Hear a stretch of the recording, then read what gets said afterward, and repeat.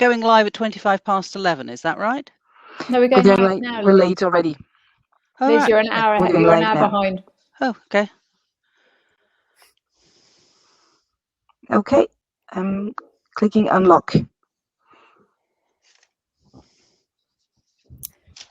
Welcome, everybody. It's a delight to have many colleagues here today for Challenge 2, thinking about this second workshop, which is focusing on portfolio education and how higher education institutions might see an opportunity to take a different approach. Some brilliant remarks there from two opening keynotes, really fascinating to have their perspective. My name is Dr. Kate DAUBNEY. I am the director of the Careers Group, which is the Federation of Careers Services of a number of the colleges and universities within the University of London, including SOAS, University College London and Goldsmiths, some names that you may know quite well. We have an ever-increasing diversity of students in our community, a combined student population of around 200,000. And that's inevitably going to lead to some greater diversity in their expectations and what they're looking for from higher education. One of my responsibilities at the University of London will be this year to set up a new centre of excellence for careers and employability. And some of the questions that we're most focused on are some of those questions that we've already been thinking about today. How can we best enable young people to prepare for an extraordinary and exciting future that they're also going to be shaping, as well as helping them to enter safely, securely and successfully? So this particular panel session today, I think it's really, really interesting because we have three expert speakers to discuss the increasing role that I think online platforms and digital education are going to play in transforming the options available to students. I myself am currently studying for an online postgraduate qualification, so I'm living this dream and this experience. But historically, higher education hasn't necessarily been as agile as it needed to be to move through into this new space. So I'm delighted today to be joined by Liz Wilkinson, who is now a senior career consultant in the Careers Group, who works with our University of London worldwide distance learning students. And Liz was formerly the head of careers for Royal Holloway. We're also joined today by Olivier WITTORSKI, who is the Vice President of Partnerships for France and French-speaking countries for FutureLearn, which is a platform I know many of you will be welcome and know well. And then Serge, who is President of the Reconnaître-Open Recognition Alliance. So we've got three expert speakers bringing very different perspectives. And without further ado, I'm going to hand over to Liz to begin our conversation this afternoon. Thank you very much, Kate. So welcome, everybody. It's a real pleasure to be here. And I come to this dialogue as the perspective of the careers employability expert, focusing on how portfolio education and micro-credentials can help individuals achieve satisfying and sustainable careers in this VUCA environment. I also come at this from the perspective of someone who is developing scalable micro-credentials, which are time-effective, self-directed, but also accredited by an institution that people can wrap those in with their core subject studies. So that's my perspective. Oops.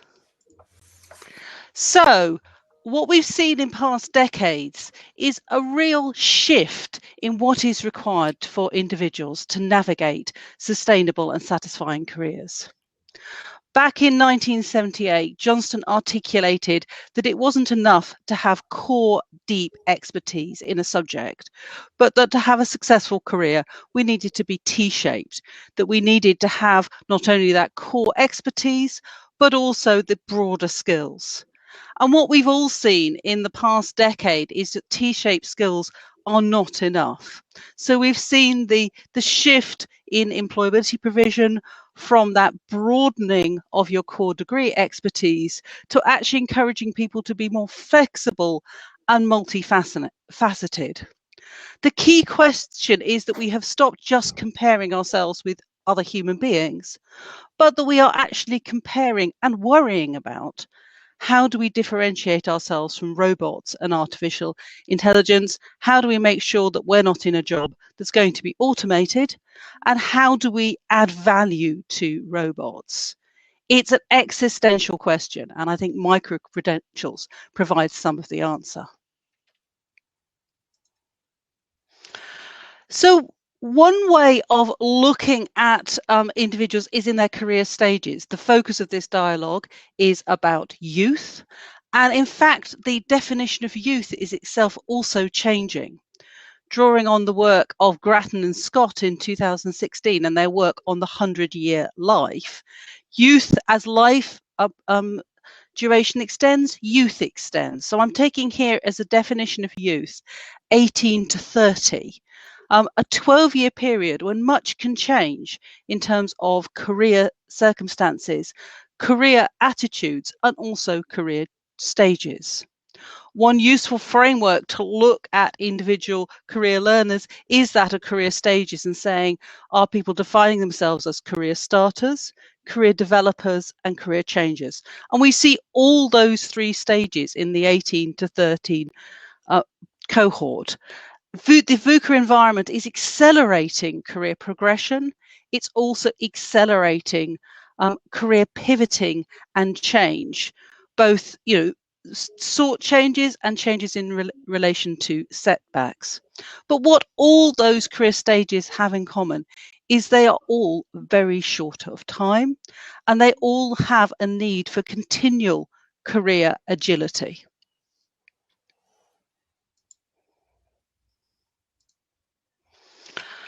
And this is, I think, where micro-credentials, which by their very definition are small, they are time efficient, they are often flexibly delivered and can often be studied asynchronously and at the convenience of the student.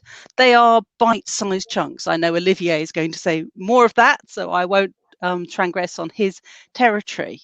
But they, to develop agility, then a flexible tool is very helpful, particularly as career paths move away from the assumption of a stable stairway where you are assuming predictable ascent to what many of our students describe to us, that they've experienced their career path as stepping stones through a marsh. And so therefore, as those different career stages look at, how do I signal my motivation for a career changer? How do I differentiate, supplement, and enhance my core expertise? The question perhaps from a career starter. I worked recently with an art history student who was micro-credentialing in economics to equip themselves for a career in the commercial art world. This flexibility of micro-credentials is very attractive to our students.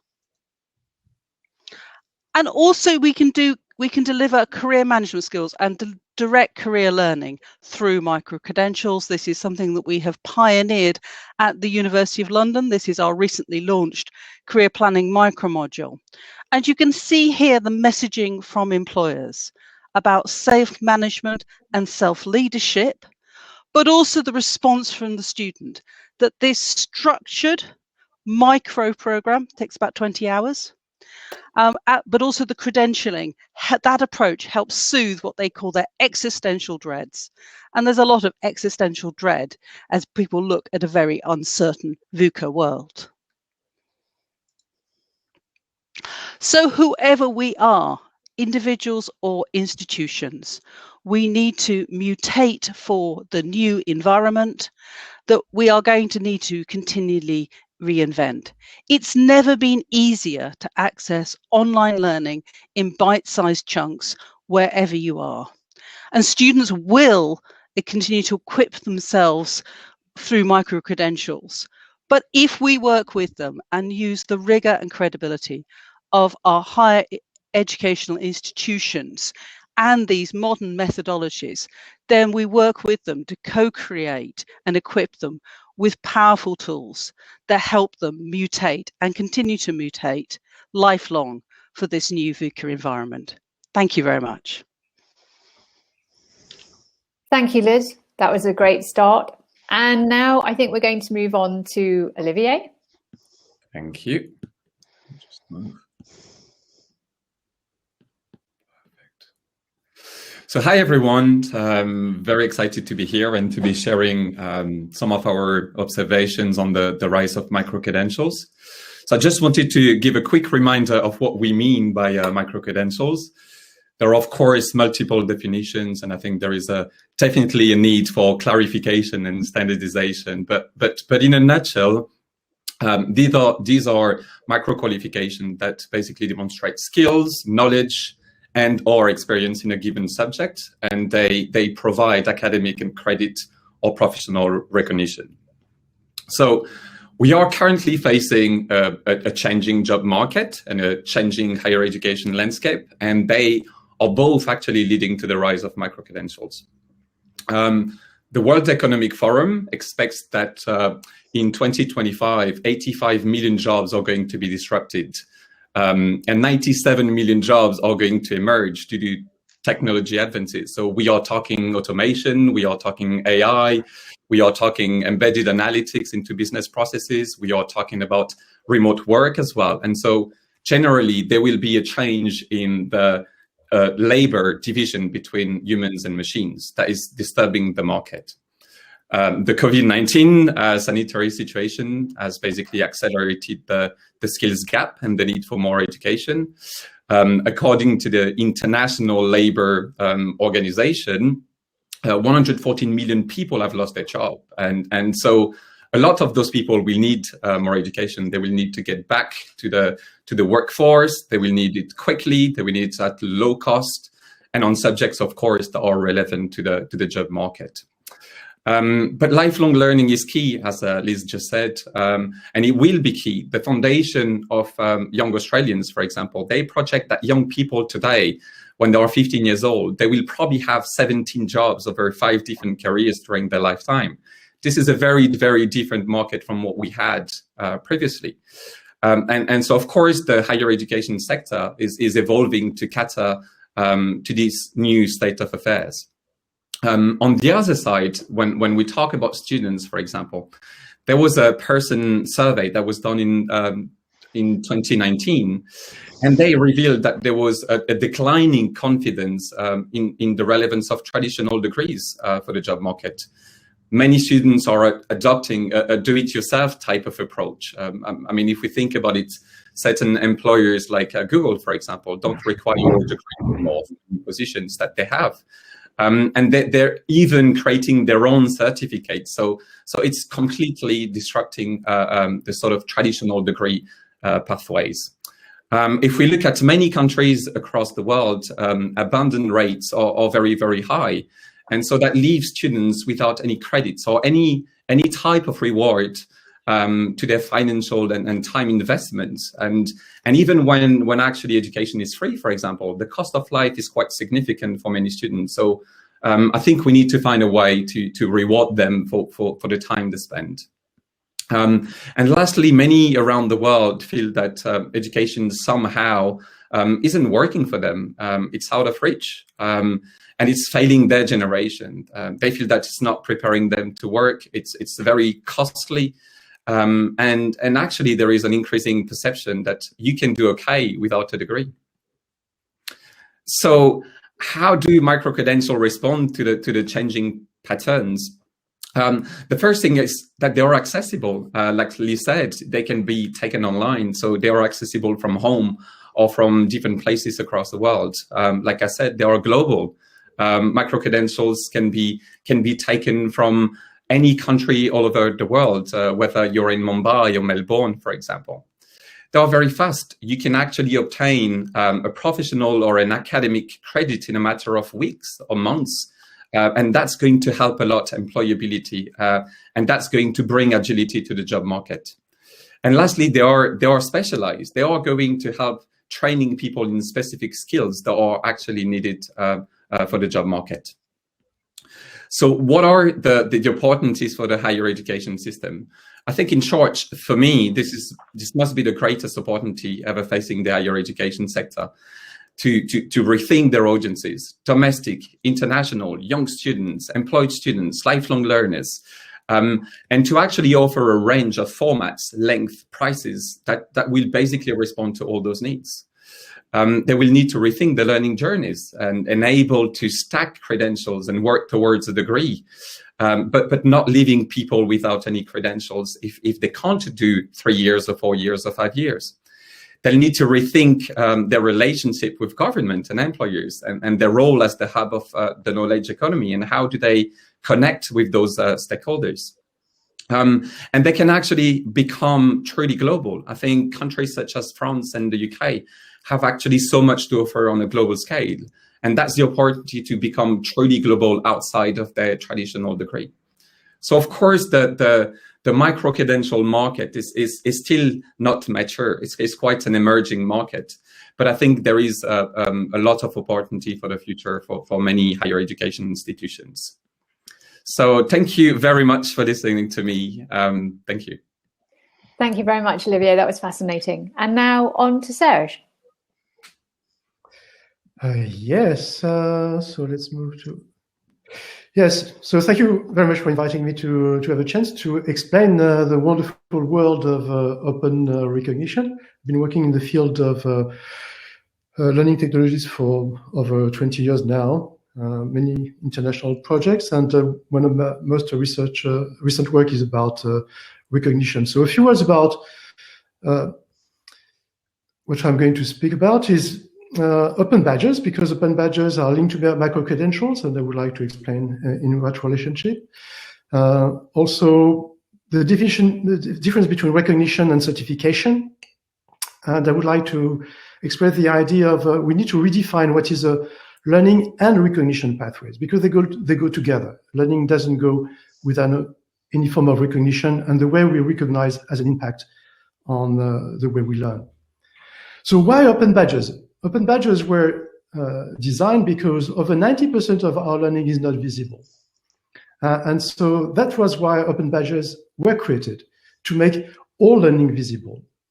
And what we have seen with open badges is not only they make learning visible, but they also make informal recognition visible. So it's not learning just which is visible, but also recognition which is made visible through badges.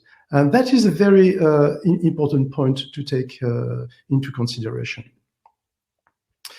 Oops, it went a bit too far. Yes. So what is the relationship between open badges and micro-credentials? Open badges, they cover the whole spectrum of recognition practices. They are what we call a type of verifiable claim. And this claim can be micro or macro. Yeah? The thing also about open badges is that they are actionable. They allow to be endorsed, to be updated. They can be used also as identification in a system we call attribute-based access control. For example, if you have a badge, it will open a door. It will create a community where people will be able to communicate, and also you can have associated services created by badges. So the idea that you have a token which is actionable, you can do something with it. It's not just the transcription on a digital support of something that would be on paper. And open badges have led to the emergence of what we can call open credentials. And this is where I would like to situate the discussion about open badges and micro-credentials. Here is what we call the space of recognition, with two axes, formal, informal, more centered to institution of the community, and traditional, non-traditional. Typically, a diploma is printed on paper, you put it on the wall, and the only transformation it will capture over years will be becoming yellow if it is on an acidic paper. But imagine on the right corner, you have something that could be like a Tamagotchi. Imagine a credential that you would have to feed in order to keep it alive. And this is something which is possible, for example, with open badges, because with open badges, when you capture endorsement that keep the badge alive, you can add new evidence to your badge, and so you have a lively credential. And so basically, micro-credentials tend to be on the bottom left corner of this space, while open badges cover the whole spectrum. In education, we have the tendency to think that recognition comes at the end. You learn through a program, and at the end, you are being recognized with a diploma. But you could imagine that you are 14, you want to become a doctor, and you ask for the doctor badge, and you use that badge as a way to construct your identity. and you go and see Médecins Sans Frontières. And so what is very important is to make the difference, and it is often very confusing in the space of formal education, between recognition and validation. Consider that recognition is what people want, and that validation is ancillary to recognition. This is one possible form of recognition. And validation is a cherry on the cake. Recognition is the cake, validation, certification is the cherry on the cake. And we all know and like many cakes that don't have cherries. So what is important if we want to develop an open society, an open world, an open market, open job market, is really to promote this idea of recognition. And this is where I would like to stop with this image, what I call the breadth of recognition. It should be an animation. I don't understand why it's not working. But basically, the idea is that recognition, the combination of recognition, knowledge, and aspirations is what make people move. And recognition is a way to help people to move forward. And I think this is one of the elements that needs to evolve in higher education. I think there is one slide that has been missing. This is this one, yes. This is the representation I would like to submit to the discussion. It's basically an individual starts with aspiration. And aspiration can lead you to choose a diploma or to engage into practices. And practices tend to be interdisciplinary. And then communities of practice recognize these practices, and they can define what we call open credentials that could link to CRI in Paris, the Centre pour Recherche Interdisciplinaire, François Tadei, is suggesting the idea of blank diploma. That is basically that students should be able to create their own diploma, and the role of the institution wouldn't be to check, to have a checklist to check,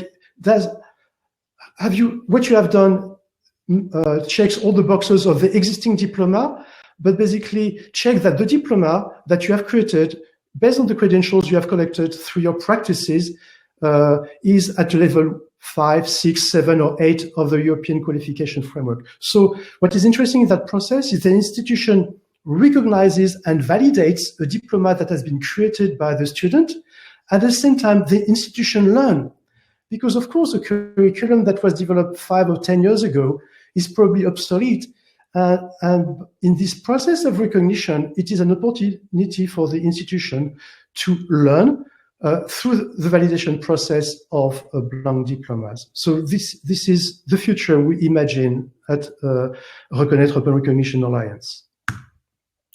Thank you so much, Serge. Very inspiring. So we've had some really interesting and stimulating suggestions about some changes that we will want to consider in our structure and our operation, even in our understanding of what learning is. So I'd like to, first of all, encourage attendees to post some questions in the chat. We can have those and we can share those with the panelists and ask them to respond. But I wanted to kick off by asking each of our 3 panelists. I've got so many questions here, but I'm going to pick one which I referred to earlier about agility, which is that I think higher education as a sort of organizational sector has not necessarily been terribly agile about adopting change, and cycles of change tend to be quite slow, although even in the last 12 months we've seen quite a lot of change.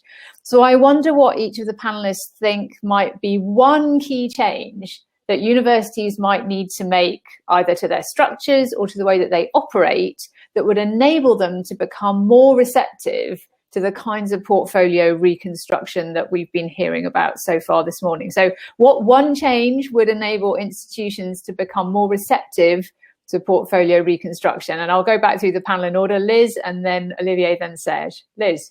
So thank you, Kate.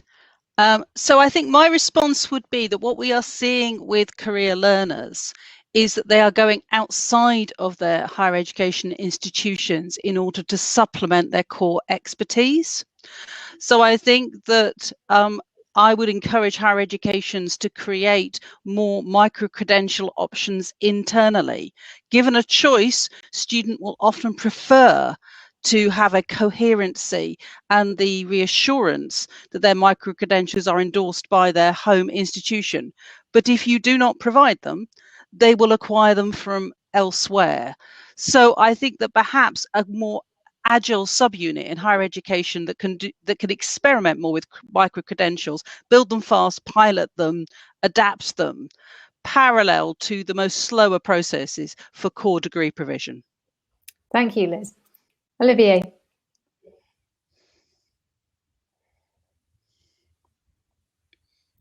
Olivier. Serge, we'll have Serge instead. We have lost Olivier momentarily. Serge, what's your thought on what one kind of key development or key change universities might need to make to help them be more receptive to portfolio approaches? I think it would be to work with the real world, to work with the world of work. If you think IBM, for example, has issued more 3 million badges last August, I think. They were working with Northeastern University in order to have the badges created by IBM to be recognized towards academic degrees by Northeastern University. I think they stopped for some kind of administrative rationale. But I think that would be one way to look at it. Basically, not to look at the university as a sole provider of learning, but also as a provider of recognition and validation, and do work in cooperation with the real world. I think universities may struggle with that sense that they need to have a shift in cultural identity and a sense of themselves. Olivier, have you rejoined us? I have, yeah. Thank you. Welcome back. I do totally agree. I think the key thing for me is that they have to challenge themselves. They have to rethink the way they do things, and challenging yourself when you actually have done certain things in a certain way for like so long. It's a difficult switch in mindset. However, some are doing it. I can see, for example, from a FutureLearn perspective, we have micro-credentials between the Open University and Cisco, for example, or Coventry University and Amazon AWS, or l'Institut Français de la Mode and Caring. And I think, trying to bridge the gap, like Serge said, between education and the world of work is key to success. But there is a need for a desire to change, to rethink, and to be not starting with a blank page, but to be able to change the way things are done internally.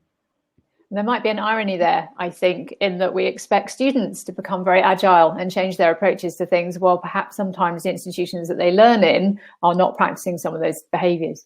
So we've got some questions coming in. Andy has asked if anybody would like to share their experience of introducing digital badges in the complex bureaucratic HEI framework. I think that's exactly what we've been talking about.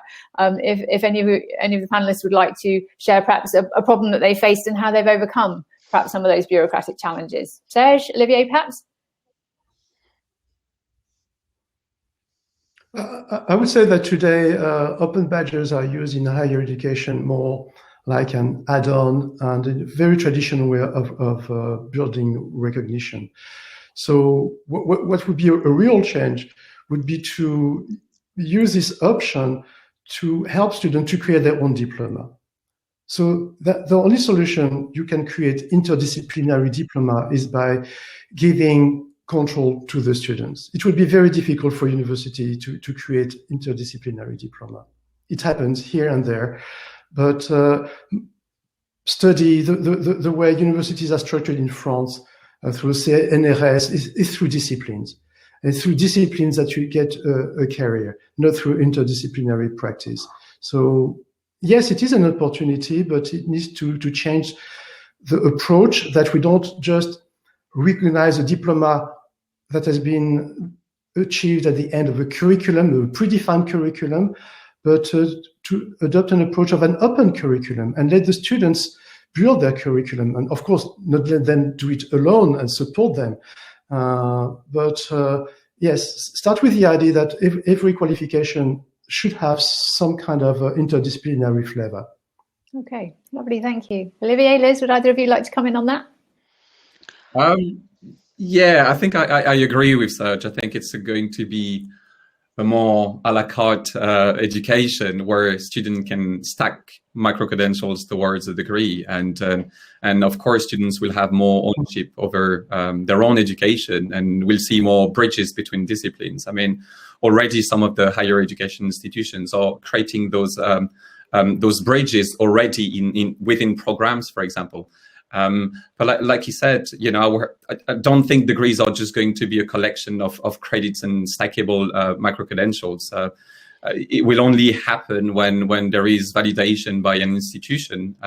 And like you said, to provide a respective level of qualifications. But to me, for example, the key thing as well is, again, switching the mindset. Some of the learning pathways are going to be so different from what we've seen until now. And it could be, I don't know, mixing psychology and fashion and marketing, for example, things that we're not providing right now.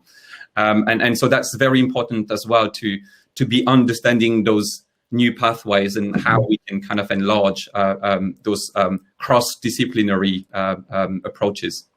Liz, I wonder if I might ask you to come in on the careers education implications of that, because both Serge and Olivier have alluded to student choice. But Kalina's asked, I think, a really important question about how we enable learners to create that, given that they're all starting at different levels. They're probably from very different educational backgrounds and different educational cultures. So I wondered, and this was a question I had myself, which is, how do we support students to curate effectively, whether inside a university or outside? So thank you for that. I think that the key point here is co-creating with students. And if I can also bring in Tim's comment about parallel quality assurance mechanisms, what I think we need is proportionate learning creation structures and quality assurance. So I think we make it much more accessible if we get students involved in the design from the start. And use our student voice and advocacy networks to say, you know, what do you want micro-credentials in? What's important to you? You know, within an employability context, we would also want the voice of the employers in there. So I think it's how we design them. We can design them much more in a sort of beta testing way. If your assessment is more about pass-fail certification rather than a grade, then that gives you a little bit more flexibility to be more adventurous in trying things, monitoring people's usage, adapting them, as the main point made, noticing what students are using them, seeing what your reach and impact in. And the learning analytics that online learning allows us gives us much more data on that. So I think that we've got a lot of lessons that we can learn from the software industry in sort of, you know, get it as someone said to me, minimal viable product, and then improve. And as part of that improvement, continually bring in the student view and the student voice, so that the credential, you don't build it and then leave it there. You build it, and likewise, you continue to evolve it. Serge, Olivier, would you like to come back in on that point? And then I have one more question I'd like to talk about inclusion. That's a very interesting point, because I think already in the United States, for example, it's already happening. And for example, if people are actually students are doing it on their own. I mean, universities, of course, in the States are creating micro-credentials, and the market is quite confusing there, I think, at the moment. But you already have, like, basically students that are taking online micro-credentials or certificates or different things to actually stack it together to make a degree or to make a resume, a profile that is different. And what I'm trying to say here is that they are going to do it whether we like it or not. When we're doing surveys, for example, on employers, they see more and more people coming to them during a recruitment process, for example, with profiles where they have their traditional degrees and they have a lot of different things around, add-ons of learning, for example, and that's how they kind of like differentiate themselves on the market. But all those learnings are creating a profile for the students. But whether we like it or not, they are going to do it. So it's better for us as the higher education institutions to be actually structuring that thing together.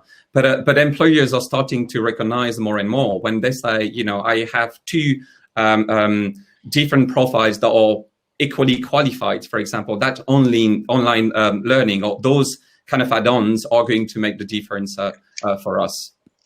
Serge, any thoughts on that? Thank you, Olivier. Yes. The thing is, it would be a mistake to imagine that an accumulation of micro-credentials could create a diploma. Not by itself, because micro-credentials can have a sense in relation to a practice. And the same micro-credentials could have a completely different meaning if they are exploited within a different practice. So I think it would be very important for universities to be observing what's happening in the real world, what are the emerging practices, and also maybe to lead students to invent new practices. Micro-credentials are not practices. They can be totally meaningless. They have a title, but as long as they are not embodied within a body of practice, then that's nothing. It's just a micro-credential. So practices. That would be my motto for education, just like there is location for real estate. So what kind of practices we want people to acquire, develop, and that is a practice that is meaningful. The micro-credential is not very meaningful by itself, unless it is connected to a professional practice. Thank you. Kim, do we have time for one last question? I'm aware that we're maybe getting tight for time. We might have time for one last. Yes, we do. We do, right. In which case, I want to come in on this really important question that Tracy has asked about inclusion. She said, is there a potential that these forms of portfolio reconstruction can further exclude certain groups? So obviously, digital poverty is a huge factor at the moment in the UK. Many school-age students have not been able to get online. And some questions about the applicability of open access in areas in the global south where the way in which learners interact and use the internet is vastly different to the north. So is there a potential that we can be perhaps excluding certain groups through these kinds of portfolio reconstruction, and how can we think about supporting these groups? Olivier, perhaps to start with you. Very tricky question to answer, but at the same time, for example, so I get the point of like digital exclusion, and I think that's a bigger question than just the higher education sector. I think it needs to happen on a bigger scale. At the same time, for example, from a FutureLearn perspective, we see a lot of people coming from different backgrounds and not necessarily strong economic background that are still building their own things, building their own learning pathways, and using online as well as a way to learn, because they can't actually go to university, for example. So I guess it's a tricky balance to find. But I think that the question of digital exclusion is just bigger than higher education. Sure, of course. Of course, absolutely. Anybody else like to come back in on that? Can I chip in? Please do, Liz. So my perspective of online asynchronous online learning, which is often micro-credentials, is that it is often more inclusive. That as long as it is mobile phone friendly, you know, the mobile phone is the technology of the global south, then actually it enables people who are also having to work at the same time, or who have heavy caring responsibilities, or who have challenges from disability. They find it easier to access time-effective, flexible learning than they do some of the time assumptions around higher education. Higher education has traditionally been very profligate with student time and doesn't design its programs to say, how can we make this fast to learn? If you also have to work a full-time job to support your family, you are often excluded, therefore, from higher education. So I think, you know, the digital poverty is something, of course, we have to be alert with and look at the way we use things like bandwidth. So we have to design it to be resource light. But I do think it is a great tool for extending the reach of education. Absolutely. Thank you, Liz. Serge.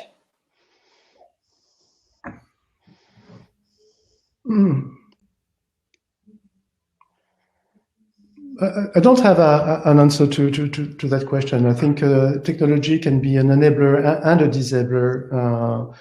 So like open badges can be an enabler and a disabler. So what is the solution? I think one solution is really to start by the process of recognition is my opinion, the most important element, because people that we name as non-qualified, in fact, are not being recognized. A lot of school dropouts, why do they drop out of school? It's because they're not being recognized, and they are not recognized after they have dropped out of school. So I think one of the great problems we have in our society is a problem of recognition. And so recognition technology can help with that, and that's why we have badges. But badges just make visible things that were not visible before. So I think if there is an effort to be made, it's not just to ask people to align to an existing standard, but to recognize where the people are. And for example, in France, we have this a project with différents et compétents, which is people with disabilities learning. And there is a new program of recognition called Validation des acquis Reconnaissance des acquis de l'expérience, where there is zero failure. Why zero failure? Because you only assess a person on what the person is good at. And I think it is very important because in the systems we have in education, we tend to have a deficit model where you are defined by what you don't know. And I think to change this mentality would be very important if we want to create a more inclusive society. It's not just a question of technology, it's a question of mindset. And that's been a recurring theme, I think, hasn't it, throughout many of the comments that we've heard this morning. So we're going to wrap up very shortly. I'd like each of the panelists to tell me one thing that they're very excited about in the prospect of what might be coming in reconstructing this kind of educational approach. Liz, one thing you're very excited about? The opportunity to co-create content with students so they create the education as well as consume it. Fantastic. Olivier? For me, it's the ability to actually mix different disciplines and create profiles that don't exist at the moment. Fantastic. And Serge? Well, the idea of education as emancipatory. Fantastic. What a brilliant representation of the different perspectives and experience that our panelists have brought this morning. I hope you've been as inspired as I have been by listening to these ideas and thinking about what's possible in our own environments and our own institutions. Thank you all very much for joining us. And as Kim has put in the chat, if you'd like to join the wrap up and conclusion session, do just click on the link there. Thank you all very much. Thank you very much. Thank you. Thank you.